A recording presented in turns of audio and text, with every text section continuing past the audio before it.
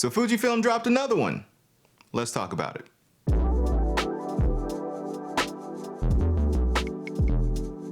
What is going on, good people? Welcome back to the channel. I hope all y'all are doing well out there. And once again, I am taking a quick moment out of my lunch break to talk Fuji because they just recently came out with the X-T30 Mark III, and I want to give my thoughts. Now, first and foremost, I gotta give props to Fuji. In my opinion, they are one of the best camera brands about taking reused parts, reused components, mixing them up in a blender with some type of new combination, and spitting out a new camera that serves some niche category in the market. And I think that's pretty dope. Of course, they are developing new processors, new sensors, but in the meantime, it's smart to take their current components and really get the most out of them in different combinations in order to serve different types of camera users. And I think the new X-T30 Mark III is a perfect example of that. Now, just for context, if any of y'all are new here, when it comes to Fuji, I am the owner of this camera, this camera, this camera, and the camera that I'm filming on right now. And so when I look at the new X-T30 Mark III, I see it as like an amalgamation of all of the cameras that I own. Well, maybe not the X-H2S, but when it comes to the X-S20, the X-T50, and the X-M5, I view the X-T30 Mark III as a nice little marrying or rearrangement of features between those three cameras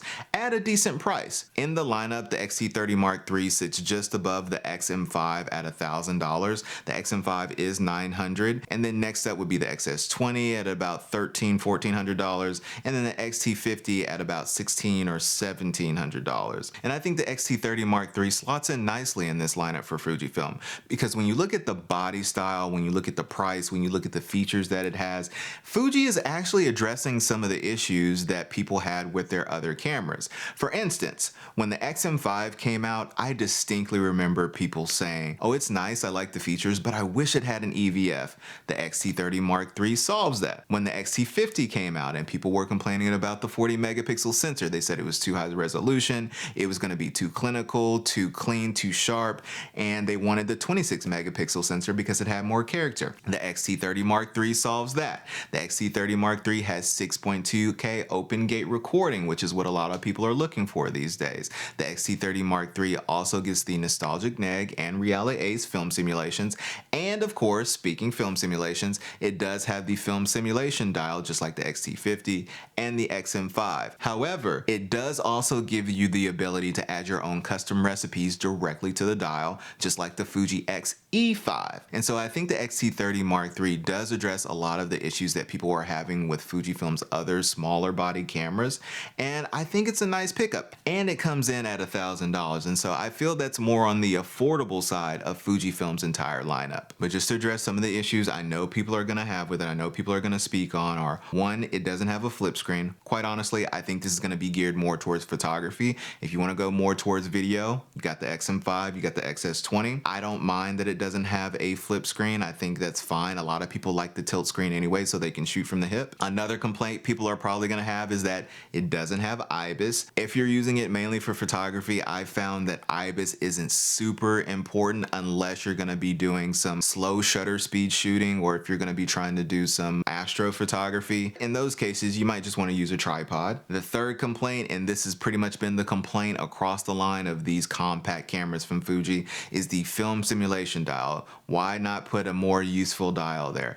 I get it, I hear you, and I somewhat agree, but you kind of have to look at who this camera is looking to serve. This camera is not looking to serve the professionals or even the prosumer. This camera is looking to serve the hobbyist, someone who's not even really that serious about photography. You know, it could be a soccer mom or a soccer dad looking to photograph their kids when they're playing. It could be a college student who may be going to Coachella or some other type of social event or concert, and they just need a camera to document the night, like at the end of that movie, The Hangover. It could be the unk at the family reunion who's just taking photos of his family for memories. It's not for the person who's gonna be doing serious photography. Though, if you do serious photography, you can still use it as well, because I feel like if you're a person with skill, if you're a person with knowledge of photography, you know how to do photography well, you can use any camera. But for people who don't regularly use cameras and really don't want to spend that much on them comparatively, the X-T30 Mark III is a good option. Another point of contention is probably going to be the camera size and the overall small battery in there. I agree with the battery portion of that argument, because I would love for the camera to have a bigger battery, be able to last longer on shoots. However, I do favor cameras with smaller body sizes just because I'm a one-man band and I have to lug all this stuff around, and it's nice to have just a nice light kit. But I fully understand people wanting bigger cameras, something with a more substantial grip in order to hold on to. I have big hands myself, so I definitely understand the need for a bigger grip, a much better tactile experience when handling the camera. But we do have bigger cameras like the X-H2S, the X-S20. They do have the bigger battery, they do have better ergonomics. So maybe look at those. People with larger hands, I can vouch for them. They feel pretty nice. Now, if you're one of the people out there that has one of these points of contention, hopefully I haven't lost you yet, because there is a silver lining. If you look at Fuji's lineup, they have pretty much updated all of their more hobbyist cameras. So the X-M5, X-T50, X-T30 Mark III, the Fujifilm X have. And so now that they got all those out of the way, now they can focus on the pro level cameras. They have updated all of their more hobbyist cameras with, you know, the latest processor. Some got the 26 megapixel sensor, some got the 40 megapixel sensor, but all of the processors are the same across the board.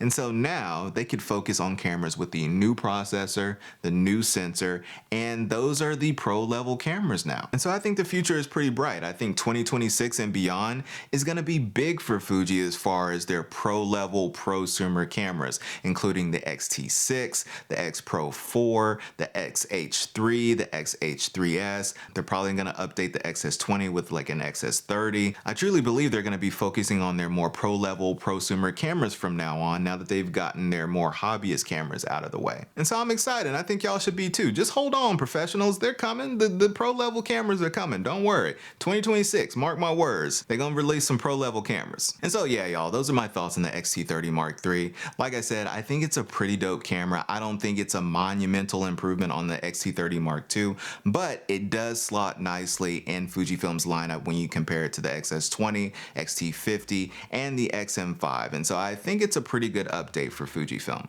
But with that said, y'all, let me know what y'all think down in the comments. Do you like the X-T30 Mark III? Are you gonna pre-order? What camera are you waiting on from Fujifilm? Go ahead and drop that down in the comments and I'll be checking them out. If you like this video, go ahead and drop it a like. If you have not subscribed, go ahead and hit the subscribe button. Hit the notification bell to stay informed on all my future content. And until next time, y'all, I will catch y'all later.